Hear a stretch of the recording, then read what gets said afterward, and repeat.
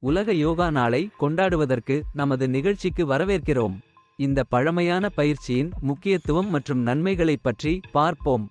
உலக யோகா நாள் ஒவ்வொரு ஆண்டும் ஜூன் 21ஆம் தேதி கொண்டாடப்படுகிறது. 2014ஆம் ஆண்டு ஐக்கிய நாடுகள் சபை இந்த நாளை அதிகாரப்பூர்வமாக அறிவித்தது. யோகாவின் உலகளாவிய மக்களுக்கு நலனை ஏற்படுத்தும் திறனை உணர்ந்தது. யோகா பண்டைய இந்தியாவில் தோன்றியது. இது உடல், மனம் மற்றும் ஆன்மாவை ஒருங்கிணைக்கும் பயிற்சியாகும். இது உடல் நிலைகள், மூச்சு பயிற்சிகள், தியானம் மற்றும் நெறிமுறைகளை உடையது. யோகா வெறும் உடற்பயிற்சியே அல்ல, இது சுய அறிமுகம் மற்றும் அமைதியை தரும் பயணம்.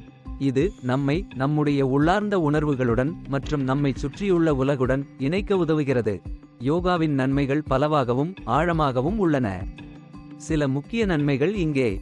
முறையான யோகா உடல் நெகிழ்ச்சியை அதிகரித்து தசை பலத்தை மேம்படுத்துகிறது. உடல் ஆரோக்கியத்தை உயர்த்துகிறது. யோகா மனதிற்கு ஓய்வூட்டி சினப்பு ஹார்மோன் கார்டிசோல் அளவை குறைக்கிறது. மூச்சு பயிற்சிகள் மற்றும் தியானம் மனதை அமைதியாக வைத்து கவலையை குறைக்கின்றன. பிராணாயாமா அல்லது மூச்சு பயிற்சி நுரையீரல் திறனை மேம்படுத்தி உடலில் ஆக்சிஜன் சுழற்சியை மேம்படுத்துகிறது. தியானம் மற்றும் தன்னினைப்பாட்டு பயிற்சிகள் கவனம், நினைவாற்றல் மற்றும் அறிவாற்றலை மேம்படுத்துகின்றன.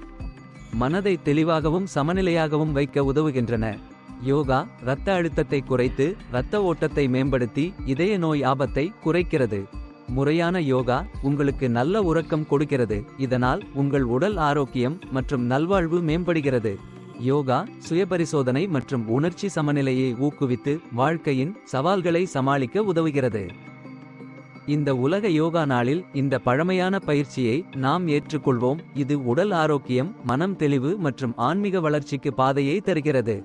உங்கள் வயது, பின்னணி அல்லது உடற்பயிற்சி நிலை எதுவானாலும் யோகா அனைவருக்கும் பொருந்தும். எனவே இன்று யோகாவின் மாற்றுத்திறனை கண்டறியுங்கள். நன்றி எங்களோடு சேர்ந்ததற்கு. நீங்கள் யோகாவிற்கு புதிதாக இருப்பின் உள்ளூர் வகுப்பை தேடுங்கள் அல்லது ஆன்லைன் பாடங்களை பின்பற்றுங்கள். மகிழ்ச்சியான உலக யோகா நாள்.